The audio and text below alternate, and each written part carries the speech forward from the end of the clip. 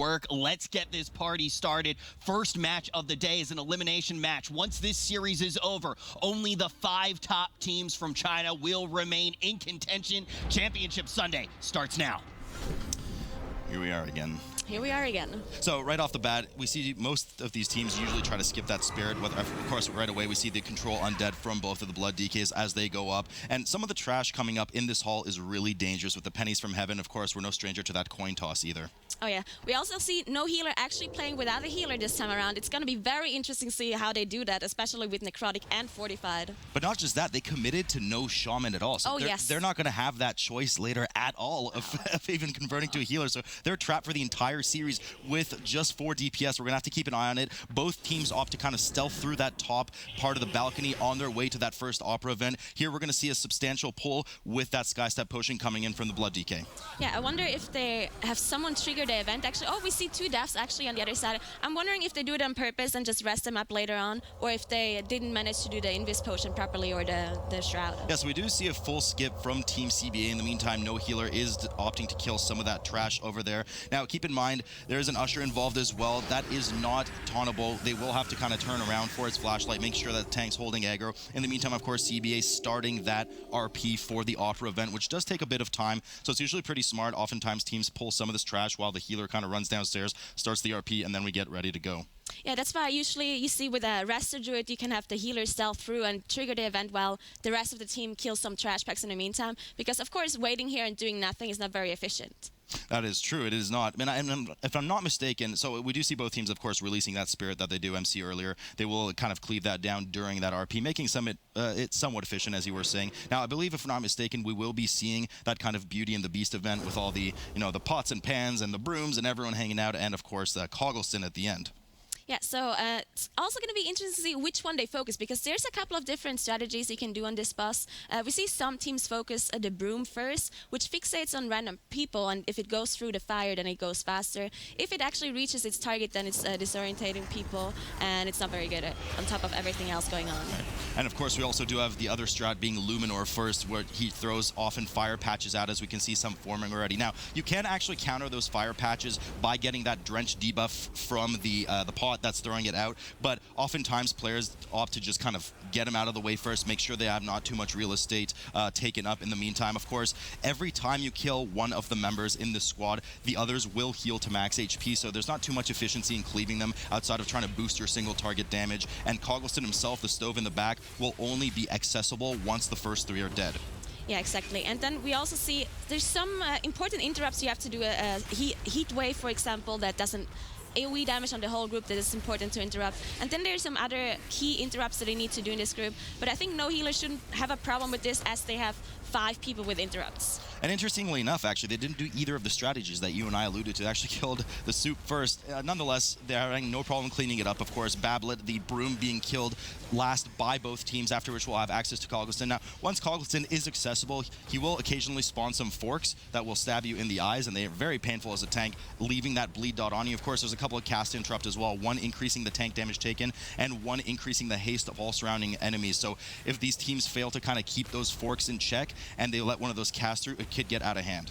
Yeah, we see CBA is actually quite a bit faster than no healer, which is weird because obviously they don't have a healer, so they should have more DPS. That's true. So, no, that is kind of weird. I'm not really sure where they're lacking a lot of their damage, but I mean, we can kind of see the numbers on both screen. The DK on the side of CBA is doing a bit more damage. It all kind of adds up at the end of the day. Nonetheless, they're both working on Coggleston. In the meantime, CBA just a bit lower. They're kind of dragging it across the stage right now, making sure that they're keeping those forks together and getting as much damage out as possible on them. Now, if I'm not mistaken, I could be mistaken on this, I believe you can spell steal the haste buff that come from the forks, which is why the mage kind of skyrocketed there. I'll have to double check on that. We'll ask some of our good mage friends about this after, but I believe you can do that. So you let one of the casts go through. Coggleston does indeed fall, and the team will be ready to move to the backstage. All right, now here we're going to see some big pulls, I believe so. There's a lot of trash coming here. On the very first trash pull they're doing here, it's not very important to interrupt them, to see them, but it is necrotic, so the tank probably has to kite them. Indeed they do, and yeah, necrotic's a big problem, as we mentioned, in this dungeon for the tank, and a lot of kiting is needed here as well too, just to make sure you get out of that spotlight. That does do a tremendous amount of damage once the ads end up exploding with that swirly too. Now downstairs is a particularly dangerous path. So both of these teams have, of course, gained backstage access, and they'll be moving downstairs. But exactly what I was just about to mention, Team No Healer having a lot of issue with getting the proper interrupts on some of these ads. I'm not sure how they got pulled from downstairs, though, but if you don't interrupt that Firelands portal cast, it will, well, generate a portal from the Firelands where a very evil mob will come in and likely kill the rest of your party, as we're seeing them struggle a lot right now. 3 deaths on the board for them, the tank barely staying alive, and it looks like it's going to be a full team wipe over there. Yeah, this is devastating for them. I feel like this was one of their strats with 4 DPS coming in, just pulling a lot. We see the Demon Hunter actually doing a lot of damage on CBA. They managed to do the big pull without a problem. They had enough interrupts and everything going well for them. Of course, that DH trying to cosplay an Arcane Mage in BRH right now, doing an excellent job with those numbers. Huge amount of damage, well to kite at the end too. The tank not getting in too much danger with those necrotic stacks. Now, moving up, of course, we do have the packs of Ushers here. Note that these are not the popular R&B artist Usher. These are actually the evil skeletal Ushers in the dungeon. They are tankable only through pure aggro. You cannot taunt them, and they can be displaced, of course, with punts and stuff to try to kind of offset their flashlight ability. Yeah, we see No Healer actually took another route, so that's the good part about Lower Kharazan. If you actually wipe after the Opera event, you can just release and go another route through another door, and they're actually probably going to go to Maiden first, I assume. The problem with that, of course, is that oftentimes it kind of messes up your Bloodlust or Heroism timer, so I'm sure they have some kind of backup plan for that. CBA, in the meantime, of course, working down the more traditional route around the front of that stage for Opera, and likely, I will assume, they'll be going over to Maiden as well, along the kind of hallway that we're seeing No Healer work towards as well. At the moment, between the two teams, they're kind of meeting in that middle foyer. Of course, they don't see each other because they're separate instances, but they will be kind of both aiming to go towards that hallway as we see Team No Healer rearing up to go. Yeah, so the Ashes are going to go down at CBA. I wonder if they're going to do the very big pull in the hallway here. It's a lot of mobs, and it is necrotic. They also do not have a Warlock. A Warlock is very good with necrotic because he does have the legendary slow ring that slows the mobs, and it makes it very easy for the tank to kite. But they don't have a Warlock, so let's see if they can pull it off. Right, Shirai, so a huge pull here. Now, the DK can usually get about 66% uptime on that D&D slow, which is 70% here. They have no problem, though. I mean, they absolutely melt these mobs, no problem. The DK easily running away in the meantime, dropping that D&D well ahead of the pack so that they run into that 70% slow. They absolutely annihilate everything CBA do, and now they're moving over to that second set of Ushers, and they'll soon be going around the hall where we are currently seeing No Healer on the left side. Now, there's a lot of dangerous trash in this hallway, a lot of kind of one-shot capabilities from some of these mobs, Nagura. Yeah, so they actually pulled the whole hallway to the Maiden room.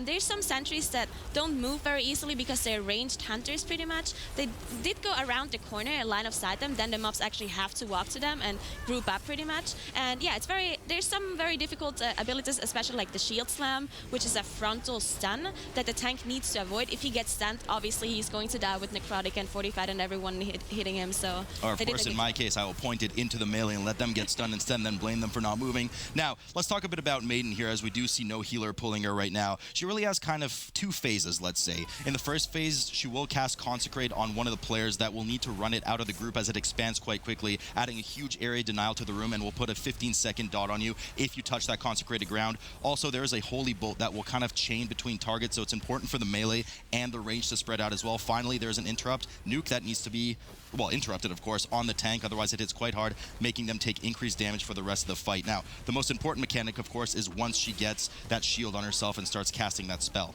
Yeah, she casts a spell that's she sees everyone, and the only way to get out of it is if you yourself take damage. So we see those zones on the side of the room where everyone has to step into it to get a dot on them that takes for a damage every 1 second. And once he gets CC'd by the boss, then the CC actually gets removed by this dot. Yeah, so you do have to break through that barrier, of course, in order to interrupt your spell that will one-shot you. We've seen this theme with a few other bosses. Looks like they should have no trouble doing it. They do have 4 DPS right now. They are just breaking through it right now. Intelligently, of course, waiting to interrupt it at the very last second so that you get some kind of free DPS time on the boss without having to deal with too much of the mechanics. CBA now just moving to the end of the hall towards Maiden, as we can see in the background on the right side of the screen as well.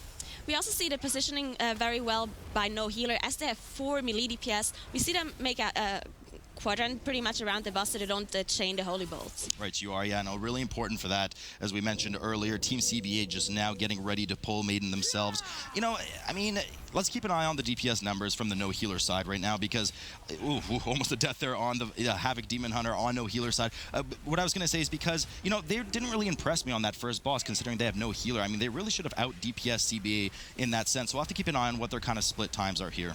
Now, it looks like they're very similar in time, but we can see on the enemy forces, no healer is actually quite far behind as they had this wipe earlier and they had to do another route. So they're in 36% while CBA is on 50% already. Yeah, so unfortunately no healer missed an opportunity to kind of pull ahead there. They did end up getting that second shield for the Mass Repentance from Maiden of Virtue, something that you're hoping to kind of beat with that 4 DPS comp. So unfortunately they did it to no avail there. We'll have to keep an eye on CBA if they manage to do it. And, you know, based on their DPS on the first boss, they might be able to pull it off. Nonetheless, no healer choosing now to mass stealth across those ushers that they otherwise would have killed if they didn't have that wipe earlier, and they'll be jumping down in Morose's room. And Nagura, there's a lot of trash in here, and I hate your Starfall in this room. Okay, so it's very easy to mispull something here, but I would assume they just pull everything together, as we can see here, and nuke everything down. Now, the Bloodlust is almost ready. I assume they want to Bloodlust Morose, especially because they don't have a healer, and there's a lot of AoE going on. So the longer they fight, the more damage intake on the group, so they have to be very careful there without a healer. And what's particularly dangerous about Morose in this setting as well is that there's multiple ads on Morose. Of course, he has his 4 dinner guests serving up a storm. So the problem is that there's a lot of necrotic stacks constantly stacking on the tank with not too much opportunity at times, depending on how quickly those ads die to get that reset. So as you're saying, I do think they'll likely be waiting for that Bloodlust. In the meantime, of course, 15% on CBA's Maiden of Virtue.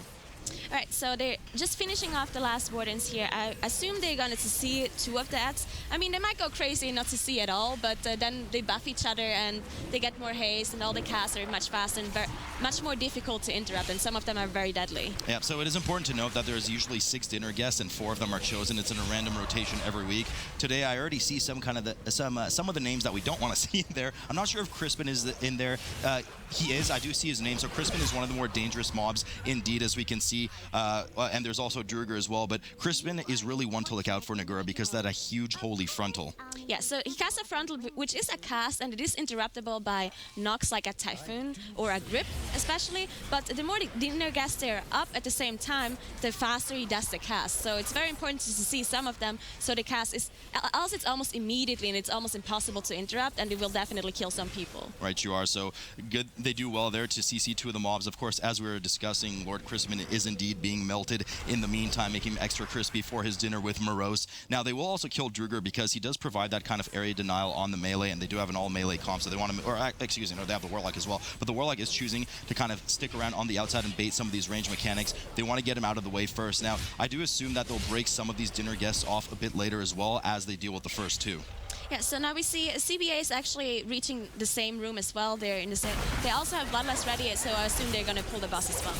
Yeah, so CBA probably going to do, I would assume, the same thing, CCing 2 of the mobs. Indeed, we do see, of course, Baron is being pulled down as well in the meantime, so they're choosing to kind of just now slowly incorporate the rest of the dinner guests with Morose, finishing them all off. Now, it is important. Let's discuss a couple of things about Morose himself as well. He will occasionally shadow step to a target, stunning them and applying one of his growth stacks. Now, he does apply a growth stack to each member of the party, and then he will start applying the second stacks as well. So we can see, of course, at the top of the screen, the Rogue is the only one who's not been hit so far, and this starts to get pretty out of hand right now. The other problem that we have to keep in mind is that he does do a debuff for 75% armor reduction on the tank. We just saw it now run out on the Blood DK.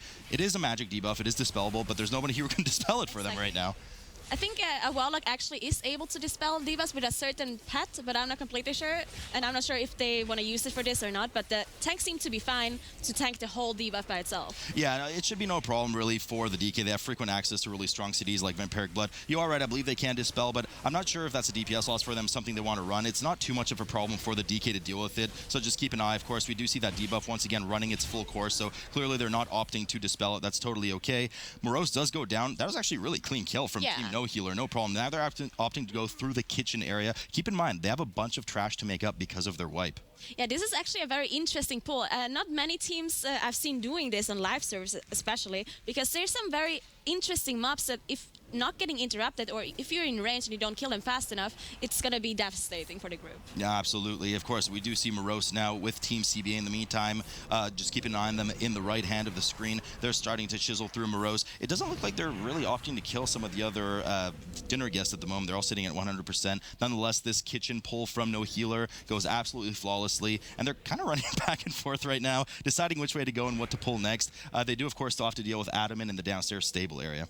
Yeah, so now we can see they're actually even in enemy forces. So both of them are in 60%, so No Healer pulled ahead. So on Attumen, we see that there's one debuff that actually needs to be dispelled, which is a magic debuff. So I assume that the Warlock is actually has to use this other pet, even if it is a damage loss, to get rid of this debuff. I'm not sure if they could heal through it or not. They do have a lot of self. I was going to say, maybe they're just opting to just, you know what, we get it, no problem, let's just deal with it. We'll have to keep an eye. But in the meantime, of course, we do have to deal with what is quite abundant trash in the stable area. The most important being here that there's a ton of interrupts that need to go out. The horses have a lot of casts and charges. We do have the stable hands that do a healing hand on one of the enemies that we want to make sure to interrupt as well. And then, of course, on the other side, we have some of those fire debuffs where the players will need to spread out with their circles. Yeah, so those horses that do a charge that can be interrupted. We see CBA actually killed Morose now, so they're good to go to Attumen as well.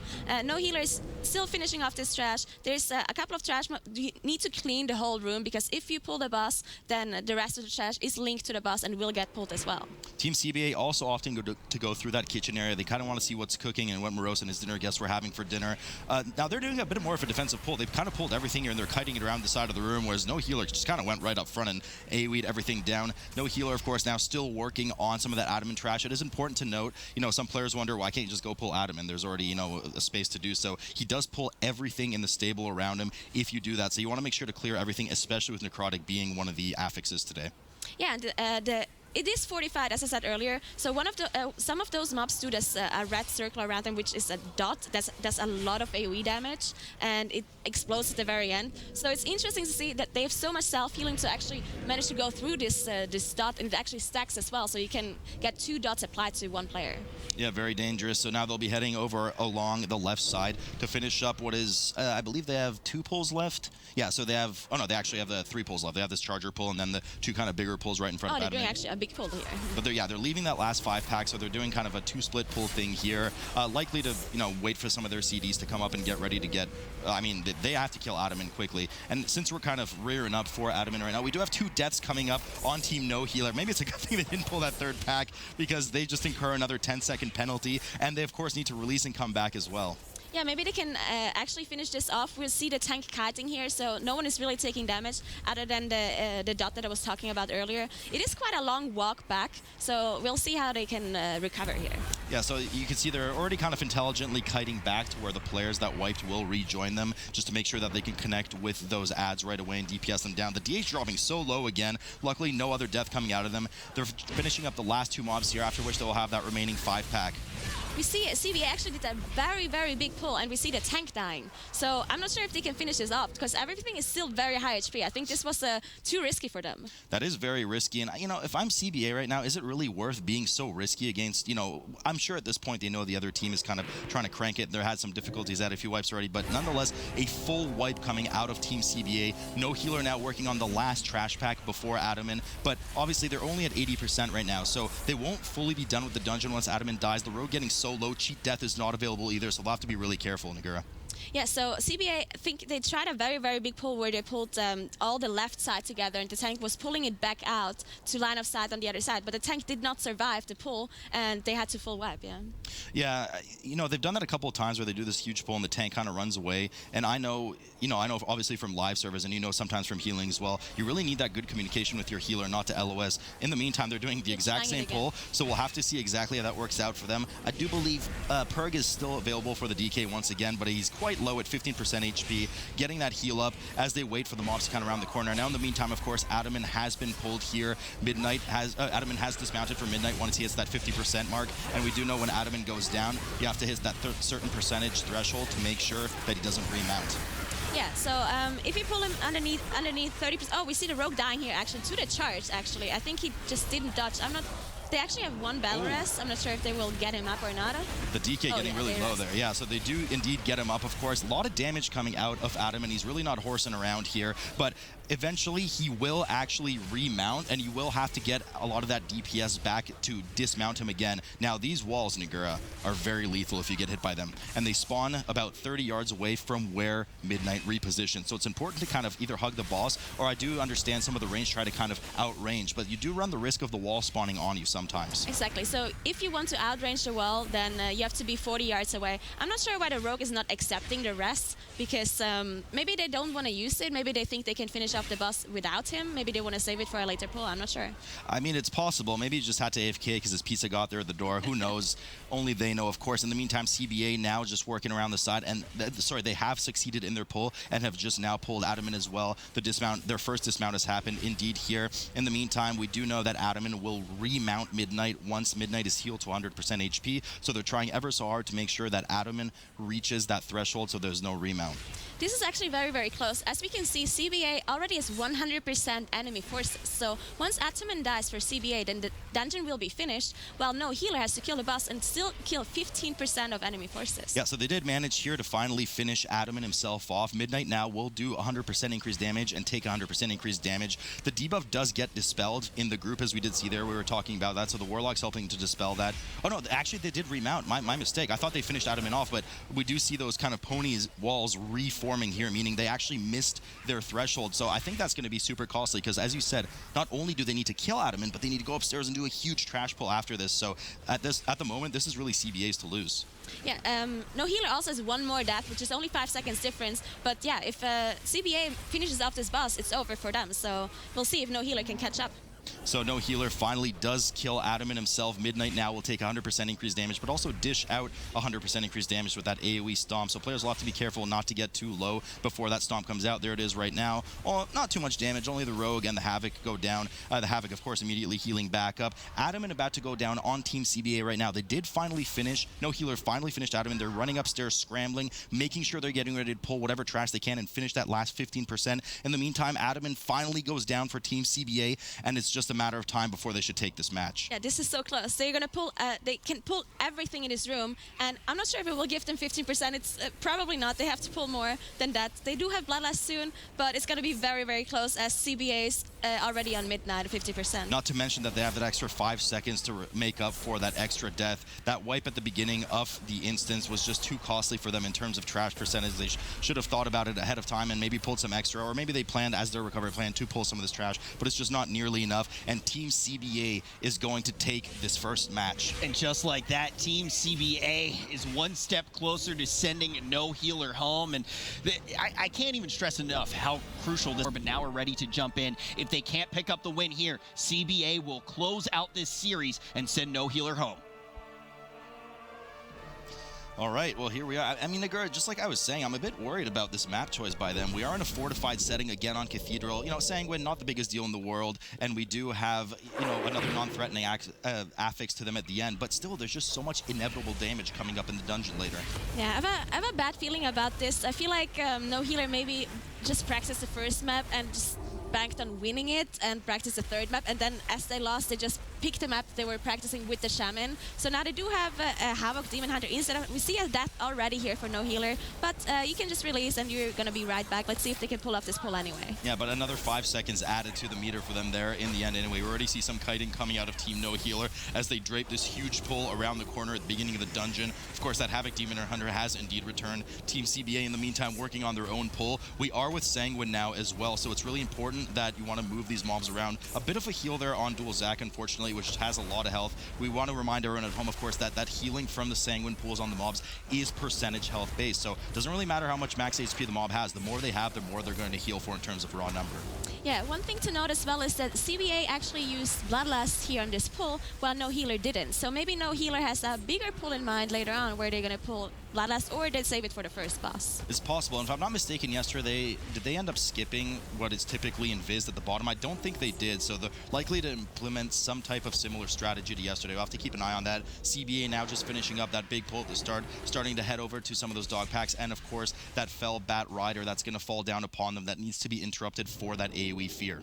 Yeah, we actually see CBA is doing quite a big pull here. I think they pulled 2 packs together. Now they don't have, I assume they don't have cooldowns anymore as they used it for the first pull. So let's see how they're going to pull this off. Yeah, so there indeed comes the Batrider. Now, we do have to talk about these green bubbles for a moment because they are pretty important. Now, they do scale with the damage in the dungeon from the fortified, and they can do a bit of damage while you sit in them. But, of course, the benefit is you gain 50% haste while standing inside. So, you know, actually for a team like No Healer, they're probably pretty beneficial with the amount of leech going on from some of their characters standing in that bubble and just doing that massive AoE damage. Well done by No Healer, of course, with that double imprison to skip some of that time-consuming trash and moving over to that Batrider pat along with the next trash.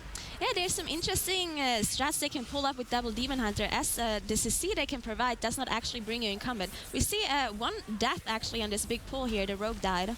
Yeah, the Rogue died indeed. Unfortunately, he will have to release. Luckily, they're not too far away, but the further they get from the starting point, there's no checkpoint until you kill that first boss. So it's going to get really, really punishing later on if they start having these spot deaths as they work their way upstairs to Agronox, the first boss of the dungeon. In the meantime, CBA working over at the same trash pack right now, just finishing it up. And it's at this point that we see a lot of teams decide to either implement that invis pod or not, or of course, in their case, maybe they do the mass stealth.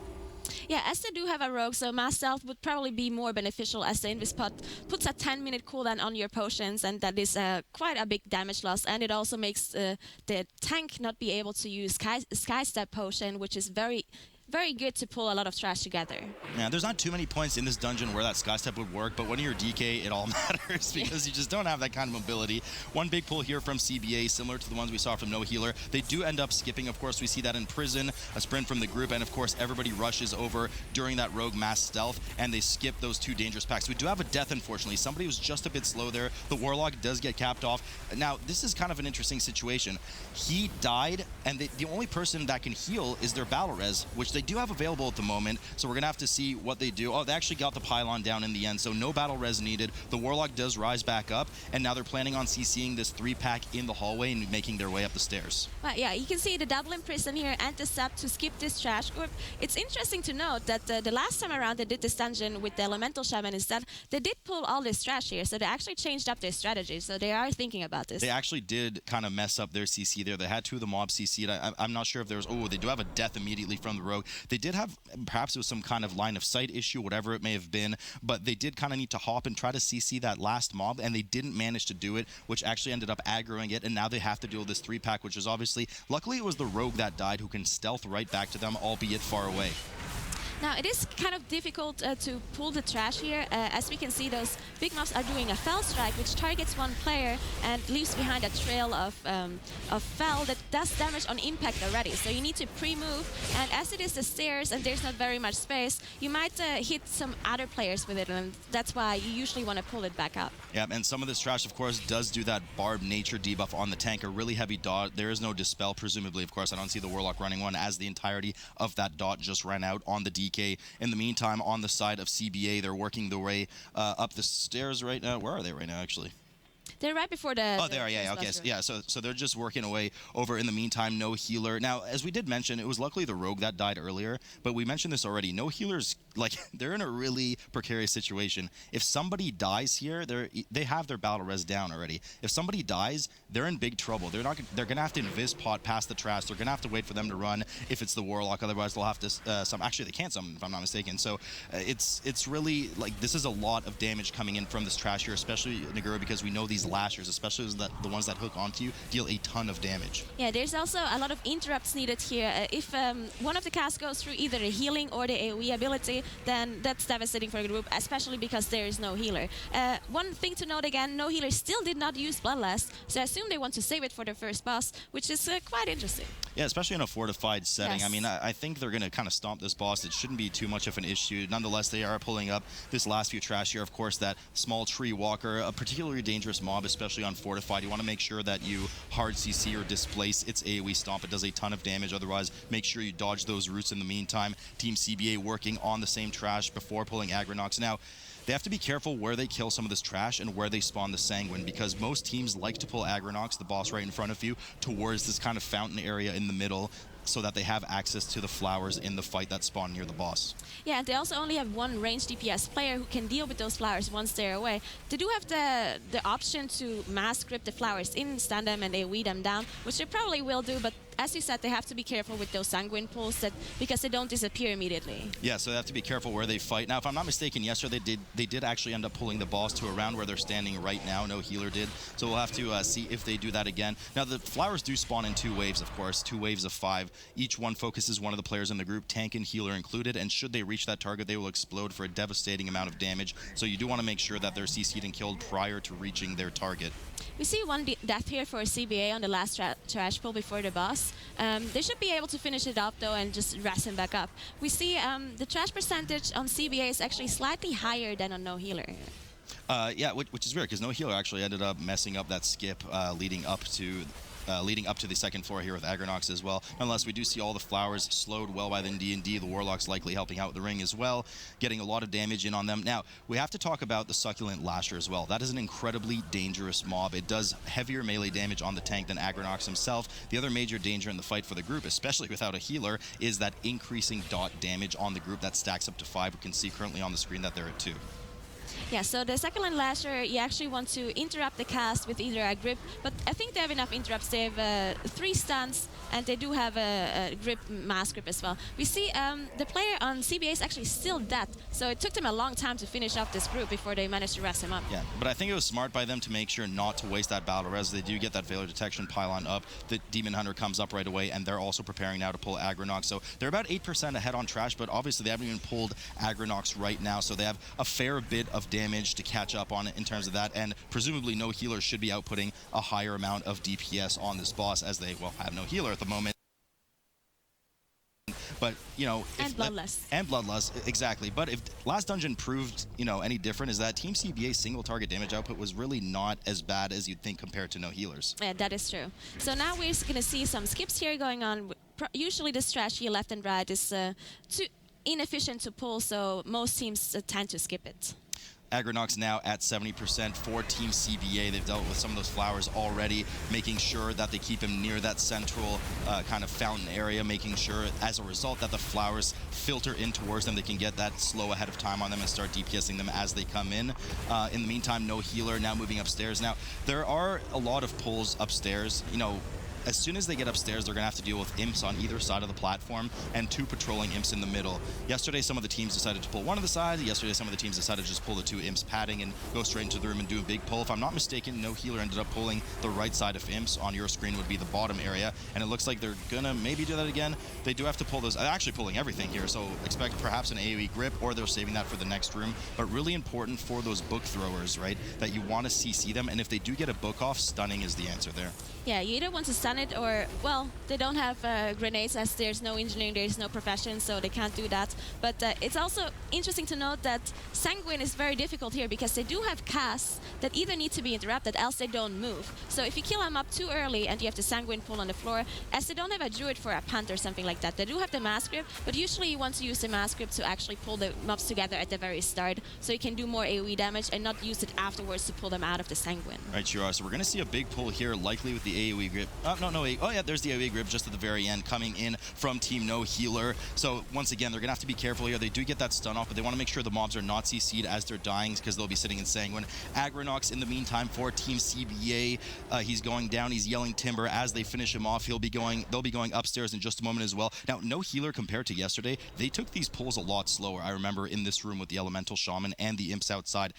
Everything's really clean right now. They just have the couple of mobs on the side, and they're going to have to deal Nagura with that mini boss Gazer Axe. Yeah, they did some decently big pulls, but it was a lot cleaner than last time. We saw the Elemental Shaman go down almost immediately in a lot of those big pulls. This time around, we don't see a lot of deaths here on those pulls, so they're doing really well. The mini boss, on the other hand, will be kind of difficult as it is fortified and there's no healer, so the AoE after the blinding gaze where you have to turn around is going to be quite a lot of damage. But you know, yesterday they actually dealt quite well with it. Everybody stayed in except for that Shaman who just, you know, got right out of there and outranged the AoE. This time, of course, that second Havoc Demon Hunter, can just stay in there and make sure that they help out with that damage. You want to make sure that you avoid the void zones from Gazerax. They will one-shot you. They're targeted on the primary target, in this case, of course, being the tank.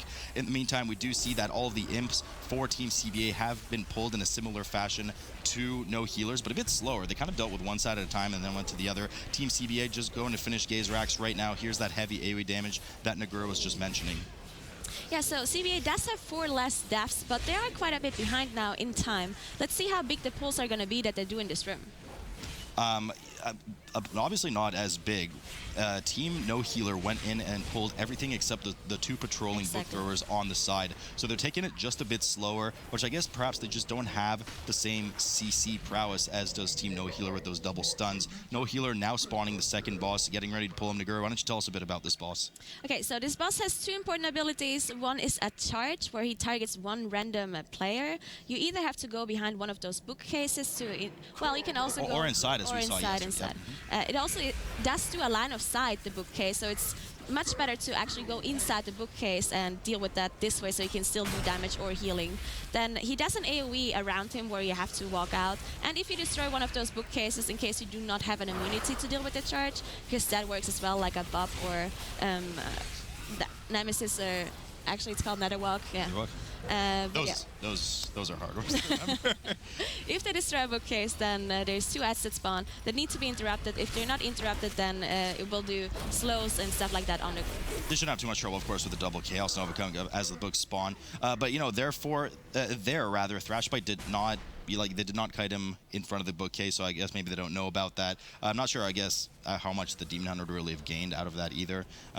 Because he's still kind of just waiting there, sitting. It's not a ranged target in the end. Thrashbite now at 33%, 30% for Team No Healer. While in the meantime, I mean, CBA just moving really slow through this floor. I think Gazerax is still patrolling. Yeah, there he is. Gazerax still patrolling somewhere in the background. I mean, they're falling a well bit behind at the moment.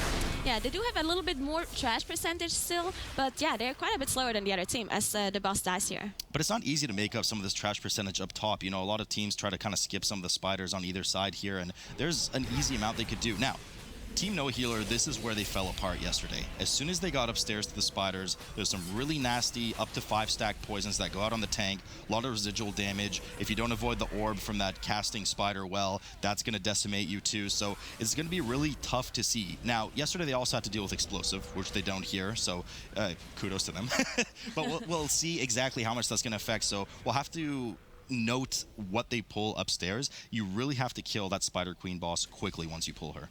Yeah, the last time they actually, I'm not sure if it was intended or not, but they pulled the whole trash on the bridge with the mini-boss as well. And they don't have any DPS who can dispel, obviously they don't have a healer to dispel the poison debuff from the spiders, but they also don't have a DPS who can dispel with no druid and no windwalker. And no paladin either. No they can usually help out. So they do pull those first 4 spiders there. We do see the stacks going up on the DK now. Of course, DK, the most popular tank by far in terms of self-sustain. Tons of healing coming in from that Death Strike, scaling with damage taken up to a certain limit. Eventually you'll just get one shot and you'll die. But doing well here, getting a bit of that kiting to make sure they get rid of those poison stacks, while of course kiting out of that Sanguine. Now, I would assume here that they're going to probably do 2 pulls. They're going to grab those 2 Enforcers plus that Orb Caster at the same time and then deal with Nalasha, so we'll have to see, and that's indeed what they do. Now, that Orb Caster, we were mentioning, Nagura, is really dangerous because of that frontal Orb Cast.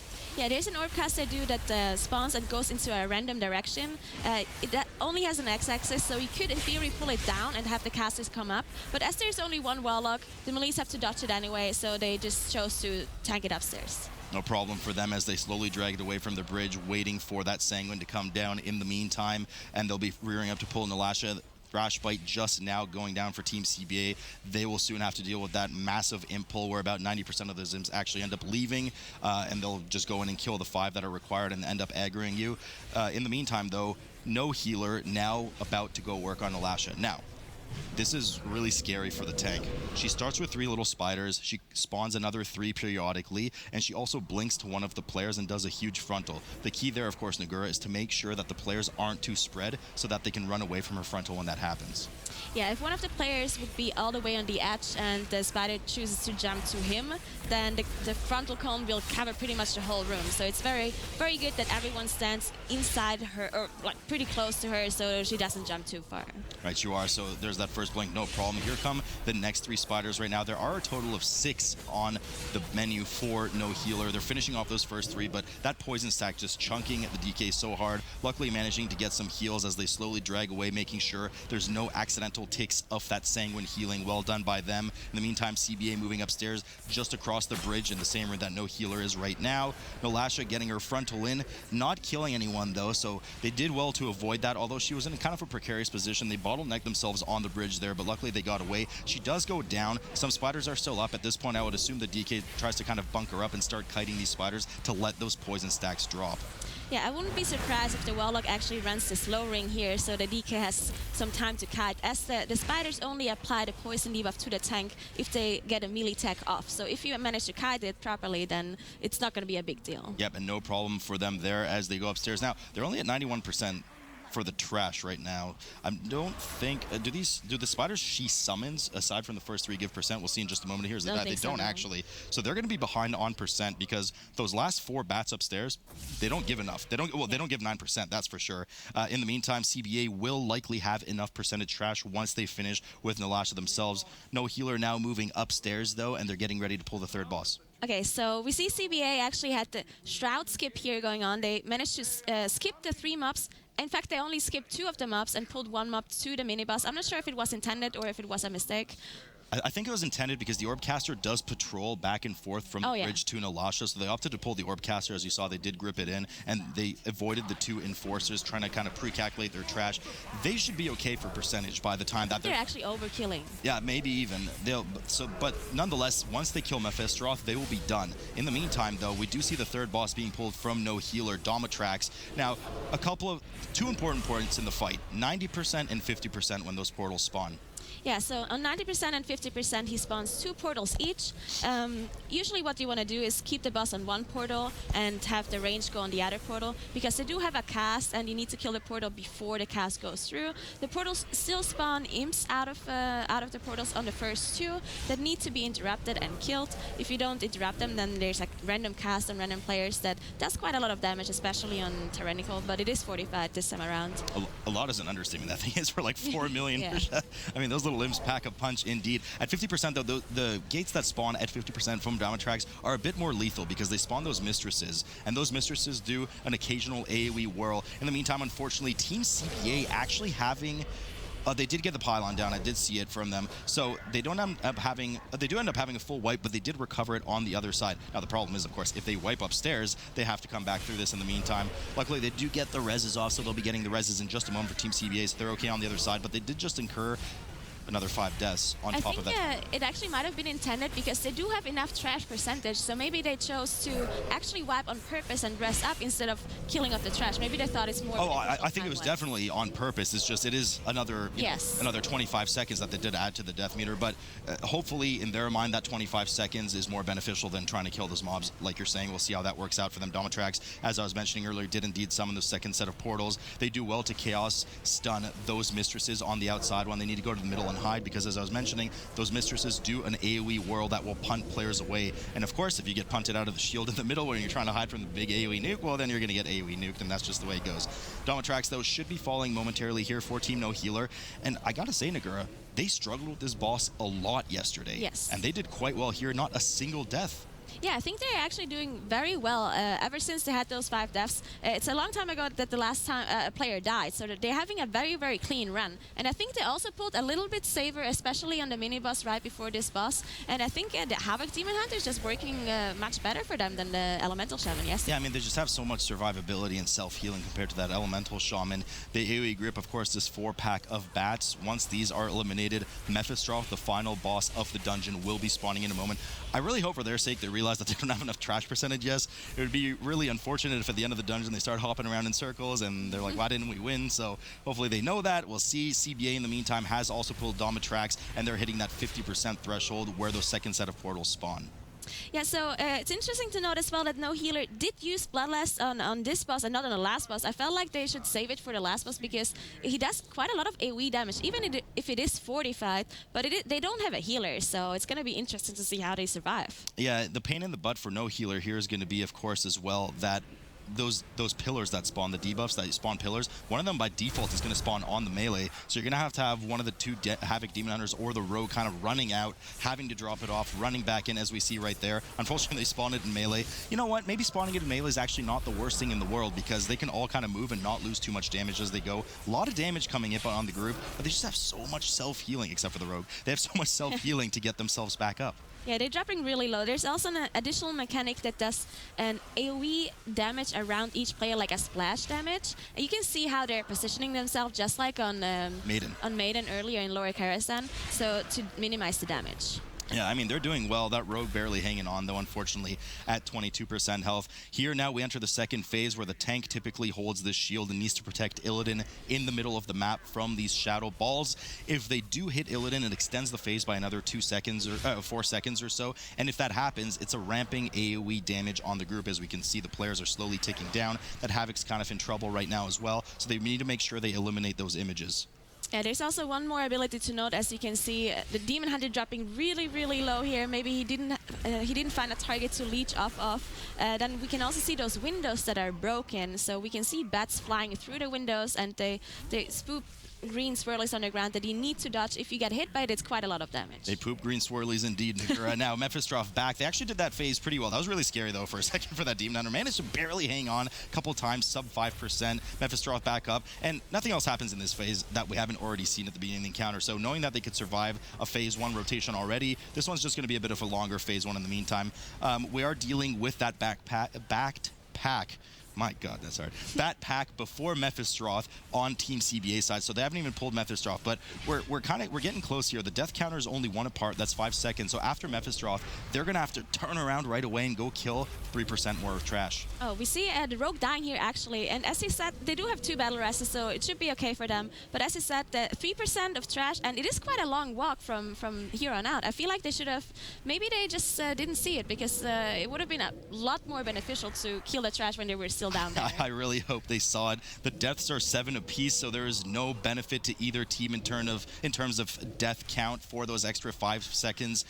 No healer about to finish Mephistroth. Well done by them again. Only 1 death on the Rogue, which not too surprising. The Rogue just doesn't have that kind of same self-heal capability. In the meantime, tons of damage coming out from the Rogue on Team CBA side. They're dealing with that first round of phase 1 for Mephistroth as well. We see Team No Healer rushing as quickly as they can down the stairs to make sure they pull those last couple of mobs. The DK going off the side decides doesn't want to live in this world anymore, and they're desperately looking for whatever they can get their hands on to try and finish this map. In the meantime, Mephistroth about to enter the first transition phase for Team CBA. So it's only 3% that they're missing. They should be able to find those 3% before CBA actually finishes off the boss, but you never know. They're still looking. They are still looking. I mean, they cleared everything up to here, so they have to go almost all the way back to Agronox at the beginning of the dungeon. Finally, they see some Trash. Oh, everyone's so happy now. I hope they're not pulling too much here, because they might end up wiping here, because there's some mobs here that need to be interrupted, and if they're not, then they might wipe. Yep, so they do kill those 2 fulminating lashes right away, so they don't explode on the group. So now it's just a matter of who's going to win this first. CBA, are they going to be able to kill Mephistroth first, or are these Trash mobs going to die in just a moment for Team No Healer? It looks like I'm on the Team No Healer train in terms of them tying up the series in just a moment. One of them drop. Once that Temptress drops, they will be able to clutch it and tie the series at 1 apiece. Rich Campbell. No, I mean, like, there's just this mad dash at the end to actually find something to kill. And, you know, you see that No Healer with just that 1 and 2 stuns. And that's really been their big strategy. And here, you can't just go for those all-in kills because of the bursting. But, guys, this is the first match of the day. It is an elimination match. Who is going to come out on top? Will it be CBA or will it be Team No Healer? Right, you are it. All right, Nagura. So we've seen this a lot yesterday as well. I mean, this is just, these affixes are pure counter Team No Healer. Both teams, of course, right away opting to skip that Trash leading up to the first boss, which is the most just standard things we see on live servers, on tournament realms, all over the place. Do well to get over to the other side. No boo-boos, no mistakes there. And we're going to jump right into this first boss. Can you tell us a bit about it? Yeah, so the first boss has 2 normal abilities in his normal phase at the very start, where he throws a scythe at one player that just needs to be dodged. If you get hit by it, then you get knocked back, get a little bit of damage. Then there's one more debuff that gets applied to one player that spawns swirlies around you. It explodes after a couple of seconds. If you do get hit by it, then you do get feared and you take a lot of excuse me, Nagur, there's actually 3 abilities, Oh, right? I'm Tanks sorry. also have to deal with some I things. forgot about There's a huge tanks, frontal, you know, next time I'm gonna turn that frontal right into you and we'll see how that works out. Then after some time, he actually goes into the middle and casts, and he pretty much does nothing. He channels an ability in the middle, does nothing, and then we have spirits spawn all on the sides of the room. They come closer and closer to the boss. They do need to be killed. If they reach the boss, for each spirit that does reach the boss, he gets a buff that increases his damage done, and once he gets out of this phase, he does a huge explosion in AoE, and obviously you do not want that any of those spirits reach the boss, because the more damage it does, you're most likely going to kill if you don't have an immunity. Yeah, if I'm not you're absolutely right. If I'm not mistaken, the spirit increases by 100% damage per spirit absorbed for that explosion. Now, most teams do try to kind of hold one of the spirits away from the boss to make sure that they have as much uptime of DPS without the boss having to deal with any mechanics. At 15% though, once he enters the second phase, as we can see with Team No Healer in a moment, and of course CBA just enters it, at 15% he will by default do that explosion and go back in the first phase. But if you manage to kind of wait until that point, well, some of these spirits getting really close here for Team CBA, managed to AoE grip it away. In the meantime, Team No Healer, some of them rounding on in as well, do well to stun them and AoE grip them away. As we do see, they're trying to kind of hold slows with that 70% slow D&D on those mobs to get that free DPS uptime on the boss till 15%. Yeah, one thing we kind of forgot about is, the mage just died. I think he forgot to press his ice block right there. But they do have a mage, so as they had a mage. Exactly. So yesterday we saw an arcane mage. He's playing fire though, so I wonder if they're gonna utilize their spell seal from their arcanist or not.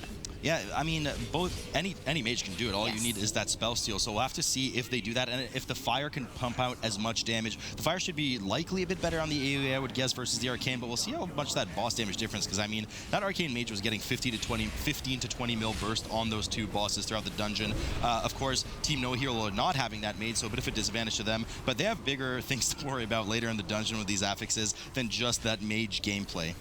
Yeah, so we see the bosses actually die pretty much at the same time, which again, we talked about earlier already. It's kind of weird as they don't have a healer and you don't really need any healing, so I don't think that any of the DPS had to run any defensive legendaries or any defensive items because, there's no damage going on other than the big AoE, which you can just immune. You know, the big difference here is that Holy Paladin pumped out a fair bit of damage, 1.28 mil over that boss period, and their tank actually ended up out DPSing the other tank by, close to 40%. So, with those powers combined, they actually almost equaled up to the Warlock / Blood DK DPS for Team No Healer. So that's where they're kind of making up a lot of that single target damage, which does not bode well for Team No Healer.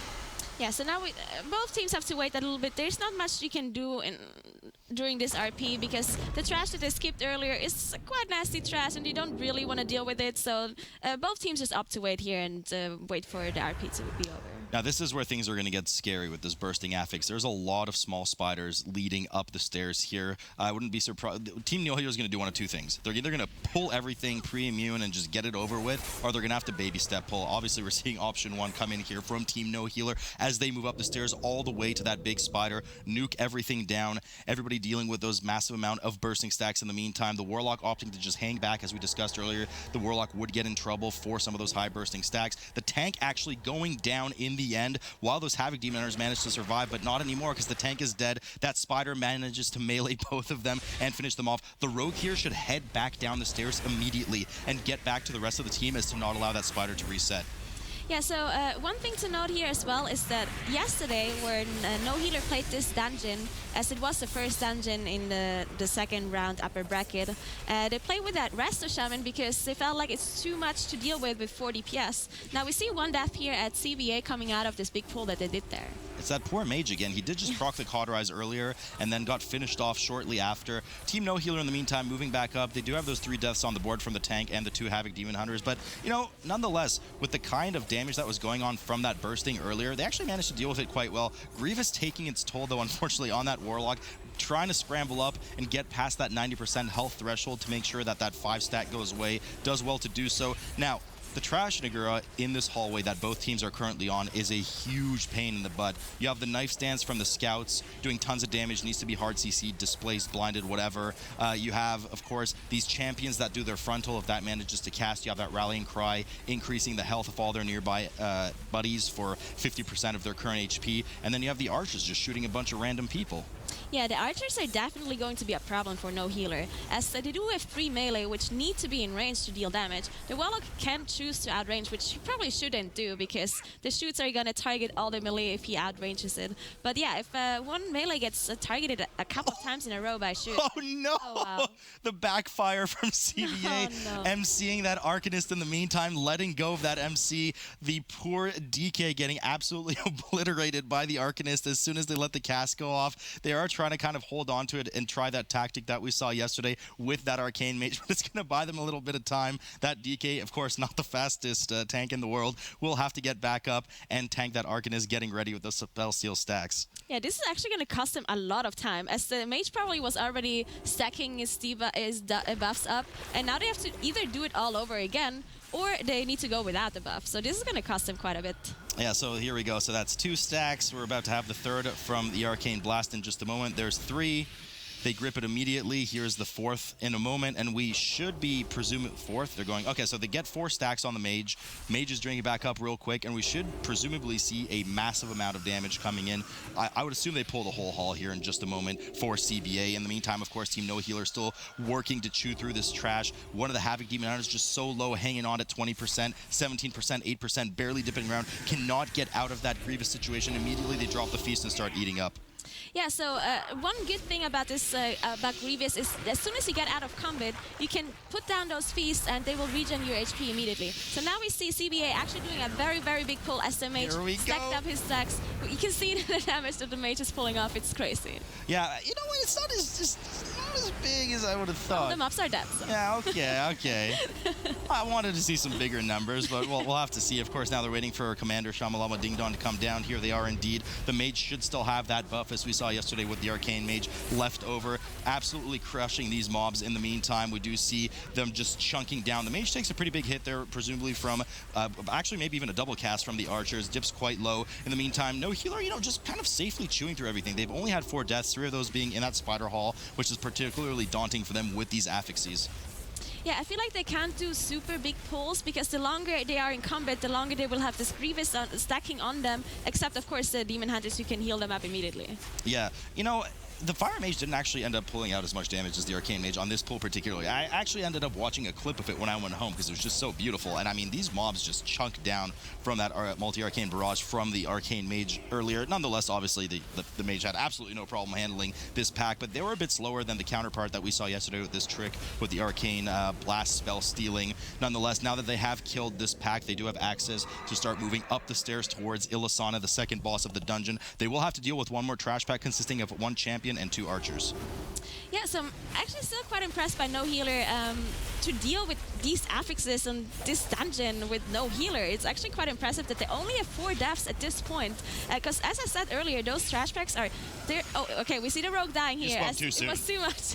I jinxed it. Okay, so but it is very difficult to survive here, especially for melee with all those all this damage coming out. And if you miss interrupts or you miss a knock or a grip or something, then it's gonna be so much damage on the whole group. They have to drop so many feasts after every pack. Thank God these are not live servers and they don't have to waste all the gold on the feast. CBA dealing with this last pack before Ilisana. Should be no problem for them. Of course, the champion going down first, as that is probably the most annoying mob to deal with in terms of buffing the rest of the group because of that 50% HP buff. Constantly having to babysit it, disorient it, displace it, and stun it. You can't soft interrupt, with a kick or whatever it may be on that champion's frontal. They do finish up the pack and they'll be moving up the stairs in just a moment. In the meantime, Team No Healer just catching up as well. But another death, and this is really going to be the problem with the team for the rest of this dungeon, is really that they're just going to keep losing 1-2 guys at a time. Not only will that add those 5-second death penalties, but it's just going to slow them down. They got to release, they got to run back. You're finishing the pack with 4 DPS. Nonetheless, we do see the building up here again one more time from that Arcanist, and they're going to pull Ilisana, the second boss. Why don't you tell us about that, Nagura? Okay, so this boss is going to be quite difficult for a no-healer team, as it is tyrannical. And this boss has quite a few mechanics that do deal a lot of damage to the group. One of them is a glaive that gets thrown to a random player that does physical damage. It is touchable, but as it is only targeted on range, the Warlock will have to deal with that one, and he will get continuously thrown with this glaive. Then one more ability she does is a Fell Rush that targets 3 different players. Now most people do a strat where you form a triangle around the boss, and as soon as she starts rushing, you move out together at the same time, so you don't get hit by the blazing trail on the ground. And here we go with the Mage with all those spell seal stacks doing absolutely enormous amount of burst damage, peaking at 23 mil, still going 24, 25. Looks like they've kind of capped off just a bit. Ilisana's health absolutely getting obliterated, going down already towards that 50% mark. Yeah, okay, that was quite a bit of damage. I keep comparing it to my hero, the Arcane Mage, yesterday, who just seemed to cap out just a bit higher. Nonetheless, half of the boss's health already gone, nowhere near either that transition phase that Naguru was mentioning earlier. But they do have to now deal with some of the mechanics at this point. Of course, the Mage's damage and buff has likely fallen off at this point. We do see the Vanguard come in. We do see that second Arcanist spawn. Now, that Arcanist, much like the one that they're kind of tagging along with them, does cast the same Arcane Blitzes, and they need to be interrupted because that same mob gains the same damage buff and will end up one-shotting some of those players. Yeah, we actually see here no healer has 2 deaths. This probably means it's going to be a full wipe. We see the Rogue dying as well. As I said earlier, this is a tyrannical boss with bursting and grievous, and it's just so much damage to deal with without the healer, and yeah, we see a full wipe here. It's going to cost them a lot because they use Bloodlust as well. Those Brutal Glaives alone are a huge dot, and then on top of it, you add the grievous stacks with it. I mean, I don't know if they're going to be able to kill this boss. I'm not going to lie. We'll have to see. But they are running back. They did have that kind of cat MC'd, which the DKs in groups often do because they're just extremely dangerous. They jump on the group, AoE the area, and do a huge bleed on them. Likely we'll see them kind of cat-napping, if you will, the cat upstairs again, bringing it around to the boss. In the meantime, of course, Ilisana back to her first phase again, casting this Fell Rush, 20% for Team CBA. Yeah, so I don't think they're gonna have a problem finishing off this boss. They don't have they have 3 deaths so far, which is actually kind of impressive because usually in Rook Hold, there's a lot of things that can go wrong. You can lose a player here and there, especially with those kind of affixes. So it's they're having a pretty clean run so far. Yeah, not bad, and you're right, especially the trash. I mean, the trash they just dealt with just has so much residual damage on the surrounding party members, so pretty clean from them. Ilisana going down in just a moment, 2% now left.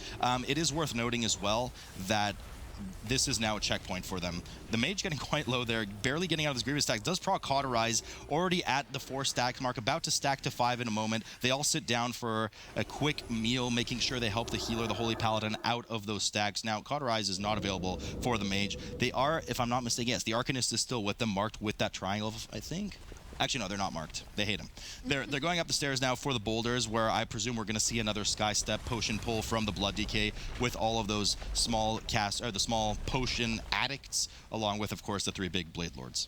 Yeah, so if they pull the whole room, I'm not sure if they're going to buff up the Mage here beforehand or if they're going to do a small pull before they go, because pulling the whole room is quite a big risk, especially with bursting and Grievous going on at the same time, and they don't have a Warlock to slow the mobs. Maybe they have another way to slow them, but a Warlock is very good here as the tank needs to kite at some point. Well, it's just that D&D, right? They're going to pull everything, drop that in D&D, get that 70% slow, but of course that only has a 10-second uptime along with a 15-second cooldown unless they're getting those random auto-attack procs on mobs, which of course he won't be because he won't be anywhere near those mobs. So, but it looks like they're going for it. They're pulling everything. The DK is probably going to return with everything, drop a slow, and the Mage is just going to do some, hopefully, I would assume, huge damage here in just a moment. Okay, so we see no healer is still on the same boss this time around. It goes a little bit better than last time, but they seem to have a lot of trouble. I think their Warlock just went down, if I'm not mistaken. They had to rest him. Yeah, they used to use that battle res as we see those little gravestones there representing a player death in the meantime. Now, the Blade Lord, the pull goes actually quite well. A lot of damage coming up from the Havoc Demon Hunter. So, but, you know, they still have all those Grievous stacks ticking now, and these Blade Lords deal a lot of damage to the tank. There is, of course, this Brutal Assault is the main thing that they need to watch out for. It does a cast, and once the cast finishes, it will then channel huge hits on the tank. It's very advisable to interrupt it once the channel starts, because if you interrupt it during the cast of Brutal Assault, they'll just recast it right after. Exactly. So we see no healer is getting closer and closer to this kill. They have 1 battle res left. We can see the Warlock is getting so much damage from this. He actually died again. As I said earlier, the Brutal Glaive only targets ranged players, and if you already have a Brutal Glaive on you, the boss doesn't care and just gives you another one. And as it does initial damage damage. It does a lot of damage if you already have one on you. And we saw him die just because of that. And they opt to immediately use the battle res on the Warlock. Now, the tank kind of screwed up too as well. Missed that active mitigation check on the Vengeful Shear. As you can see, that debuff, the tank getting absolutely chunked.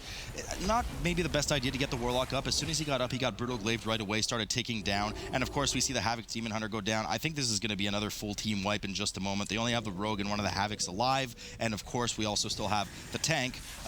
Luckily, that Vengeful Shear debuff is now disappeared, but you got to make sure you get your active mitigation up. Otherwise, you take that 30-second debuff where you take 100% increased damage, and that's a lot for this tyrannical boss, especially without a healer in the meantime. Of course, Team CBA moving up rapidly past all of those boulders, making sure they don't get pancaked in the meantime. And I'm going to be interested to see exactly how they deal with this gauntlet coming up. Yeah, yesterday we saw a couple of different pulls. I don't think we saw any group pull the whole gauntlet all the way up to the boss. We saw some strats where they stopped in the middle, just cleared some things off, and then went into the boss room. Actually, a lot of the groups, you're right, they didn't go to the boss room, but they went in front of the stairwell leading to the third boss. But what they did is they ended up grabbing the last two Dominators as well and grouping all 6 Dominators in that area, because it allowed for them to pull some of those extra bats into the boss room with them without having to deal with the Dominators, and then, you know, buffing that rogue damage immensely for single target. In the meantime, things are looking really, really sticky here for Ilisana. And we also have a death coming up from Team CBA. Battle Res goes up immediately on the Havoc, and as we said earlier, they are DPSing those Dominators in the exact same location. Another full team wipe from Team No Hero. This is going to be really tough for them to get by. I mean, I just don't think they are. We'll have to see. And even if they do, they're so behind at this point. There's a 14 death differential, 70 seconds on the board for Team No Healer. Team CBA, although not the cleanest run in the world either, but I mean, they're just kind of chiseling through, you know? Yeah, I mean, they had some very good pulls. They only have 5 deaths. As I said, for Black Rook Hold, that's not that much. They have a very clean run. They are abusing the Mage buff, of course, and they're doing very well with it. But yeah, as I said, without the healer, and that probably was the reason why they actually had to choose to play with the Shaman yesterday, because this boss is just devastating for this comp. You call it cheesing, I call it clever use of game mechanics, working out excellent, of course, for that Mage. They finish everything off. Likely, they will allow the Mage to once again do a bit of spell stealing here prior to pulling Smash Spite.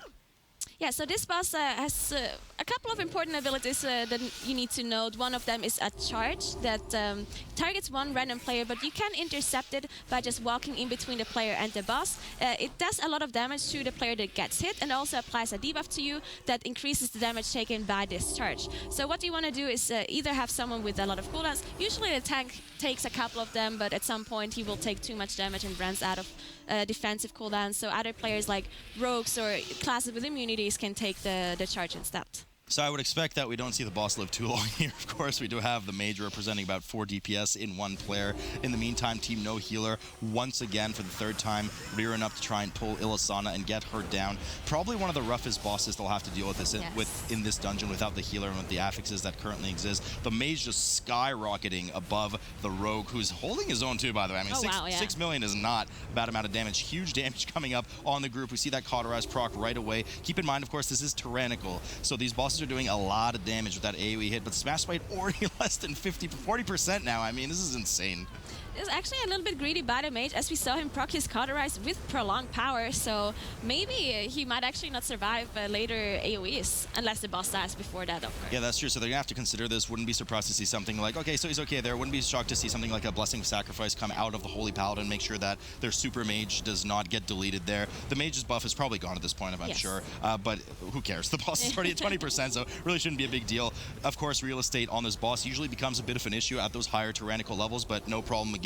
We unfortunately see that Warlock just going down. The Brutal Glaive is just so punishing on this boss, and without a healer plus Grievous, I mean, Warlock or not, you're just not healing through that amount of damage taking on you. Yeah, it's just so much for the Warlock to deal with. All the Glaives, the Grievous, and he might get a Fell Rush too, and then he has to kite the beam in the intermission phase as well. There's just, all the abilities are in the Warlock, and without the healer, it's just so hard to handle, even if they have a lot of self-healing. It's just too much. Right, you are. Smash Spite now at 6% for Team CBA. In a moment will be going down, and then he'll be rearing up to pull what I would assume to be the entire stairwell leading up to Dantalionax, which is the last boss of the dungeon. In just a moment, the mage ends up going down, but you know what? He's done his due diligence. Who cares? He ended up doing about 80% of the boss damage there. So they do move over, and I would assume here we're going to see. Now, that was fortunate too. It was good timing. He died just at the very end, and we do know that once that boss dies, you do get another checkpoint. Unfortunately, another death going down for Team No Healer. I think they're going to have another full wipe here. They do have one rest, but if they rest well, like he's just going to die again. The boss is still very high HP, so I assume they're just going to have a full group wipe. I think they're just not able to kill this boss at all. I think at this point they realize what's going on. Yes. They're just having a good time, I'm sure, I hope. Team CBA now moving up to the stairs. I would assume Sky Step in just a moment. Yeah, it looks like they're pulling everything to the top. They missed a couple of mobs up there that are just hanging out, so a bit of time lost there, unfortunately. Now they finally go up. We see the DK go up and grab the remaining 2 mobs. Now we do have Lancers here, and we do have the Swordsmen. The Lancers, of course, casting that Raven's Dive. Big gray swirly on the ground. You want to make sure you move out of that. Does a 5-second stun. Does not DR either, so you can get caught in a huge chain of stun there. And finally, we have that coup de grace from the Swordsman that does huge tank damage too. Yeah, I feel like they should maybe try to go a little bit less risky at this point, because I'm pretty sure someone told them that the other team is wiping on the same boss over and over, so they don't have to take any huge risks. They can do whatever they want, and they're probably gonna be safe as long as they finish the boss without any wipes. I mean, they CBA taking it slow. They just want to make sure that they finish this dungeon hard and cap off and keep their tournament health alive. Havoc Demon Hunter once again going down for Team No Healer. I mean, Illisan is just having an absolute field day right now. I mean, maybe the Blood DK can just solo the boss for the next 2 hours. Not if he keeps missing his active mitigation check, of course, but we'll have to see. Purgatory, of course, already procced at this point. We're going to have to report a crime to the police for Illusana and all those murders going on Team No Healer. In the meantime, Team CBA looking to finish off the last of the trash. Arcanist is still with them. Now, we did see a couple of scary moments with this tactic, keeping the Arcanist during the boss. It did kind of break loose at the very end during the Dantalionax phase, and, you know, just started kind of wreaking havoc on the party. So they have to make sure they keep that in check during the fight. Yeah, it's also very good to note that they do have 99% enemy forces, so once they kill this Arcanist, they actually have perfect percentage, and it's nice to see that teams are planning out their routes perfectly so they don't overkill any trash. And at this point, you know, I wish my good buddy Rich was here, but Team No Healer has been full screened at this point. CBA up on the board completely. They have pulled, they're actually getting ready to pull Kurtalos, which is the first phase of this Dantalionax encounter coming up. He's probably just going to melt. The Mage is just going to do away with him during the Arcanist buff.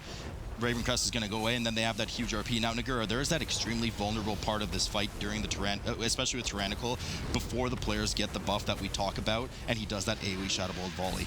Exactly. So there's one buff that gets applied to the whole group in the second phase after a while that increases everyone's HP, everyone's damage, and everyone's healing. Now, the very first Shadow Bolt that the boss does, which is an AoE that hits the whole group, you don't actually have the buff yet. So that means you probably have to use some sort of personal cooldowns or immunities, as it is tyrannical, and it is at 23 dungeons, so the Shadow Bolt is going to do quite a lot of damage. Everyone should be okay except for the Mage, as long as they don't forget to kind of pre-ice block like we saw in that first boss. Should be okay. And if they do die, they got to take that battle res right away. Rogue proccing the cheat death there. They should be all right here in just a moment. We do see, of course, that ice block come up from the Mage, as we do see the debuff from it. Everybody is about to get their buff. They do indeed. Now, I wonder if, you know, you could get pretty fancy with this Arcanist thing. I mean, you can drop the Arcanist to try and spell steal buffs while you're doing that kiting strategy during Dreadlord's Guile, and they go away. Is it worth it? Probably not, unless you're really racing against the clock. But I mean, this is Tyrannical. There's a lot of health on that mob. So imagine. You're gonna run out of mana.